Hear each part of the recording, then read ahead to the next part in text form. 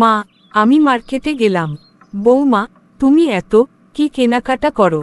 তার জন্য রোজ রোজ মার্কেটে যাও লাগে? আপনার তো বয়স হয়ে গেছে, আপনি এত কিছু বুঝবেন না। আমার পোলাটা 5 বছর ধরে বিদেশে পড়ে আছে। টাকা পয়সা কিছু জমাও। ও তো আর সারা জীবন বিদেশ করবে না।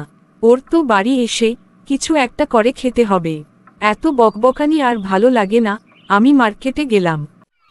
চাচা, আপনি কত বছর ধরে বিদেশে আছেন? দেখতে দেখতে তো 10 বছর পার হয়ে গেল। আপনার কি দেশে যাওয়ার ইচ্ছে হয় না? ইচ্ছে করলেই তো আর যাওয়া যায় না বাবা। বাড়িতে বউ পোলাপান আছে, তাদের অনেক টাকার প্রয়োজন। তারা একবারও মনে করে না বিদেশ অনেক কষ্টের জায়গা। তাদের শুধু এটা লাগবে, সেটা লাগবে। হ্যাঁ চাচা, ঠিকই কইছেন। তারা মনে করে আমরা টাকা কামানোর মেশিন। আমার তো আর ভালো লাগে না চাচা। আমি দেশে গিয়ে কিছু একটা করব। মিজান, তুমি কিছু একটা করো। রোজ রোজ মিথ্যা কথা বলে তোমার সাথে দেখা করতে আর ভালো লাগে না। চলো আমরা পালিয়ে যাই। অ্যাকাউন্টে কয় লাখ টাকা আছে? 20 লাখ টাকা আছে। ও মেরি জান।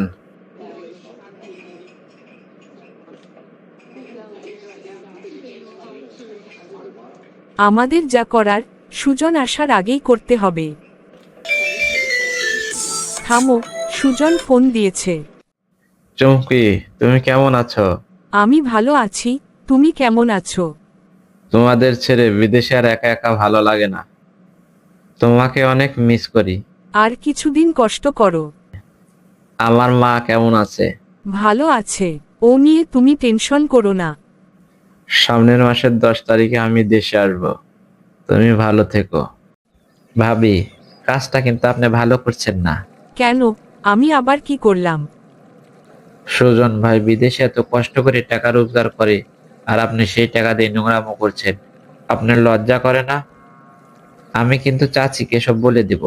সরি ভাই, আমি আর এসব করব না। তুমি কাউকে কিছু বলো না। কি হয়েছে মা? আমি বিদেশ থেকে আসলাম, তুমি খুশি হও নাই? তোর আসার কথা শুনে তোর বউ টাকা পয়সা গহনা গাটি যা ছিল সব নিয়ে পালিয়েছে। ও মাই গড, তাহলে আমি এখন কি করব? সুজন ভাই, মন খারাপ করে বসে আছেন কেন? এতদিন পরে বিদেশ থেকে আসলাম, আর এদিকে আমার বউ টাকা পয়সা সব নিয়ে একটা পোলার লগে ভাইগে গেছে। ভাই, মিজান নামে একটা পোলার লগে আপনার বউয়ের সম্পর্ক ছিল। আপনি বুলেট ভাইয়ের কাছে গিয়ে সব খুলে বলেন, একটা ব্যবস্থা হয়ে যাবে। বুলেট ভাই, খুব বিপদে পড়ে আপনার কাছে আইছি। কি হয়েছে সবকিছু খুলে কও। ভাই, বিদেশে অনেক পরিশ্রম করে আমি টাকা রোজগার করছি। আমার বউ সব টাকা পয়সা নিয়ে মিজান নামে একটা পোলার সাথে পলাইয়া গেছে। আপনি একটা ব্যবস্থা করে দেন ভাই। এখন তুমি কি চাও, বউ না টাকা? ওই বউ আমার আর লাগবে না, আপনি শুধু টাকা পয়সার ব্যবস্থা করে দেন।